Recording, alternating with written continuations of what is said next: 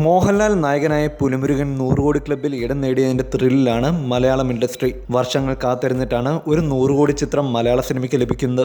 എന്നാൽ 100 കോടിയും 200 കോടിയും ഒന്നും ഇന്ത്യൻ ഇതരഭാഷാ ചലച്ചിത്ര വ്യവസായത്തിന് വലിയ കാര്യമല്ല.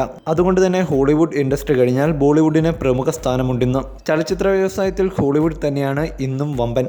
ഈ വർഷം ആഗോള ബോക്സ് ഓഫീസിൽ നിന്ന് ഏറ്റവും വലിയ ലാഭം കൊയ്ത ചിത്രവും ഹോളിവുഡിൽ നിന്നാണ്. ചിത്രത്തിന്റെ ബോക്സ് ഓഫീസ് കളക്ഷൻ കേട്ടാൽ ആരും ഞെട്ടിപ്പോകും. ഏകദേശം 7,817 കോടി ഇന്ത്യൻ രൂപ.